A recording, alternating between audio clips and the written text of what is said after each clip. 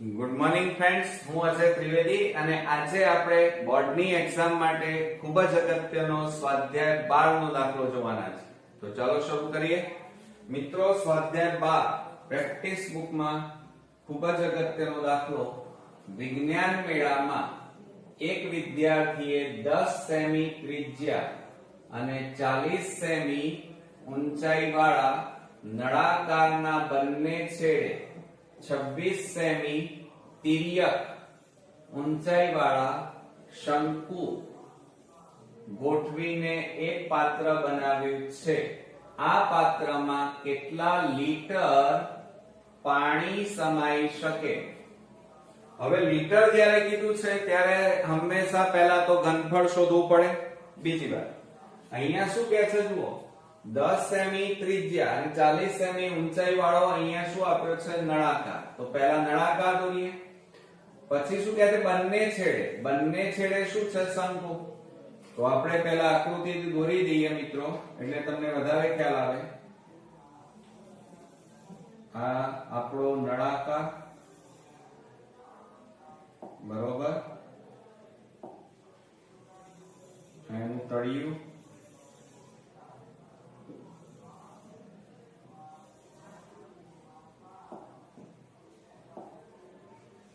એક બાજુ શંકુ,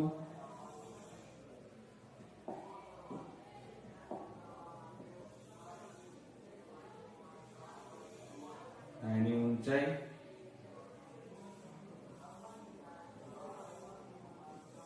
નળાકારની બહારની સપાટી વક્ર સપાટી કહેવાય, અને આ એની ઉપરની બાજુ એ બીજો શંકુ આપણે આ રીતે દોરી દઈએ. આ બીજો શંકુ, અને આ એની ત્રિજ્યા, આ એની ઊંચાઈ થઈ. બરોબર. ચાલો, હવે શું કે છે? 10 સેમી ત્રિજ્યા અને 40 સેમી ઊંચાઈ વાળા નળાકાર. એટલે મિત્રો જો અહીંયા આપણને ત્રિજ્યા કેટલી કીધી છે? 10 સેમી. તો આ પણ કેટલી થાય? ત્રિજ્યા 10 સેમી થાય. 10 સેમી. ઊંચાઈ આપી દીધી છે નળાકારની, અને એ છે મિત્રો 40 સેમી. નળાકારની ઊંચાઈ 40 સેમી. બંને છેડે 26 સેમી તિર્યક ઊંચાઈ. તિર્યક એટલે ત્રાસી ઊંચાઈ કહેવાય આ. અને એનું માપ આપણને કેટલું કીધું છે? 26. આ માપ આપણને કેટલું કીધું છે? 26. આપણને સીધી ઊંચાઈ આ નથી આપી, h નથી આપ્યા. આ h કહેવાય, એ આપણને આપ્યા નથી. તો એ શોધવા પડે. પણ એ પહેલા આપણને જે વસ્તુ આપી છે લખી કાઢીએ. પહેલો લઈએ નળાકાર. નળાકારની ત્રિજ્યા એ જ તમારી શંકુની ત્રિજ્યા થાય, અને બંનેની સરખી જ હોય. અને એ ત્રિજ્યા કેટલી છે? 10 સેમી. બીજું, ત્યાર પછી આપણને શું આપ્યું છે? નળાકારની ઊંચાઈ આપી દીધેલી છે. તો નળાકારની ઊંચાઈ બરાબર કેટલી છે? 40 સેમી. બરોબર. ચલો, ત્યાર પછી આપણને શંકુની તિર્યક ઊંચાઈ આપી છે. શંકુની તિર્યક ઊંચાઈ એટલે ત્રાસી ઊંચાઈ કહેવાય, બરાબર L. L બરાબર 26 સેમી.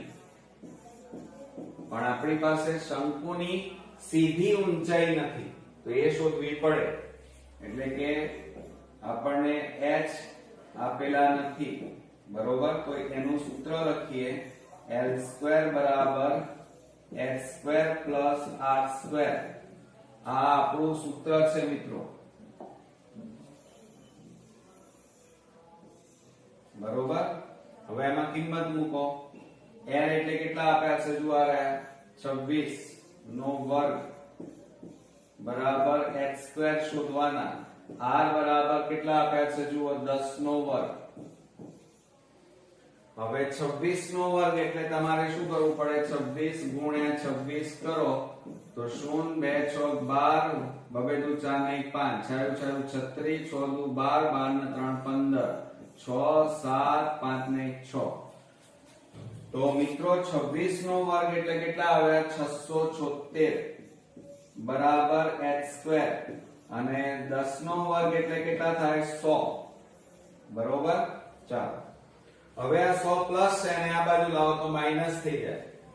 તો આપણે અહીંયા લખીએ h² બરાબર 676 માઈનસ 100 બરાબર બાદબાકી કરો તો h² બરાબર કેટલા આવે 576 માટે h² બરાબર 576 નું વર્ગમૂળ કેટલું થાય 24 નો વર્ગ થાય.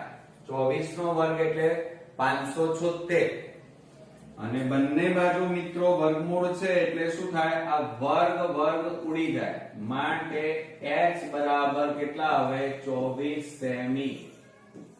કેટલા આવે 24 સેમી. તો આપણે અહીંયા લખી કાઢીએ 24 સેમી. આ કેટલા મળ્યા 24 બરોબર. ચાલો હવે આ આખું પાત્ર છે અને એમાં લીટર શબ્દ વપરાયો છે. તો પાણી ભરવું છે પાણી લીટરમાં મપાય. તો આપણે પહેલા પાત્રનું ઘનફળ એની ક્ષમતા એની કેપેસિટી શોધવી પડે. તો આપણે સૌપ્રથમ લખીએ કે બંધ પાત્રનું ઘનફળ બંધ પદાર્થનું ઘનફળ બરાબર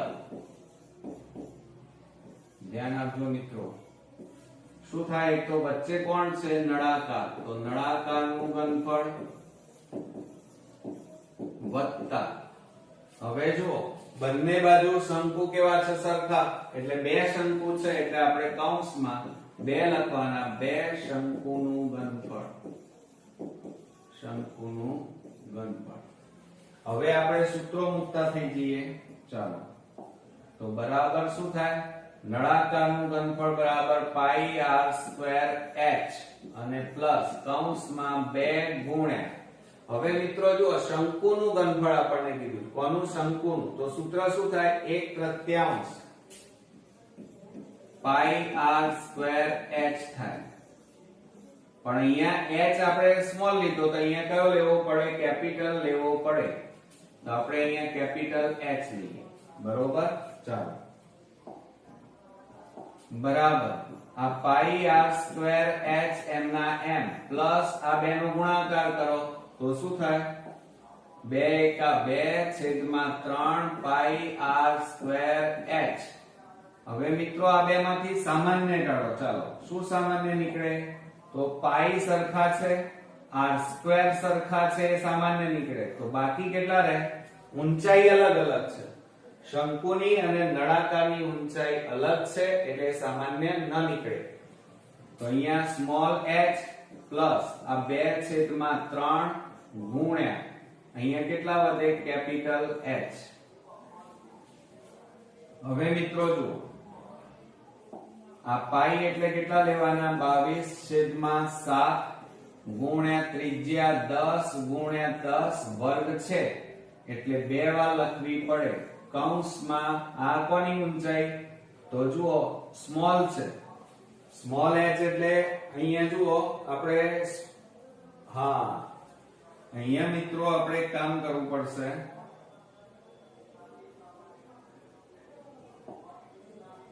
અહીંયા બદલી નાખીએ આપણે આ નળાકારની જે ઊંચાઈ છે આ સ્મોલ h લઈએ અને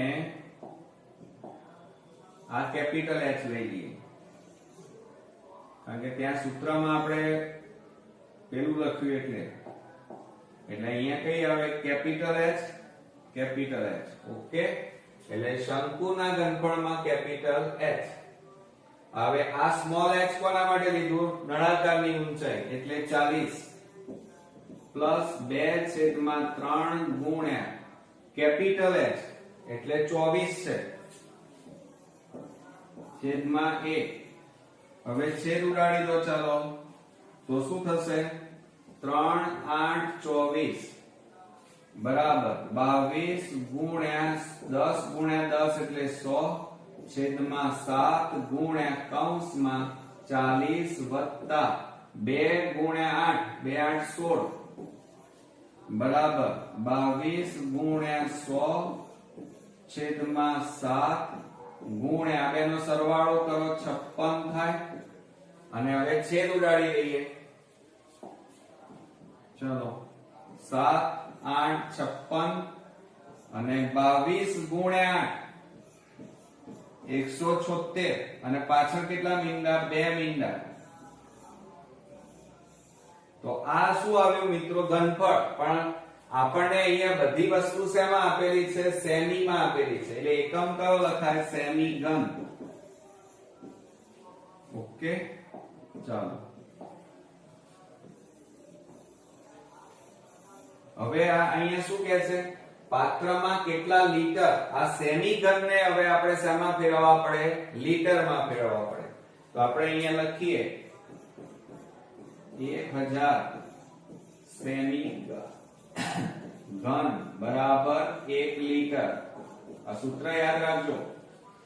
માટે આપણી પાસે કેટલા છે? 17600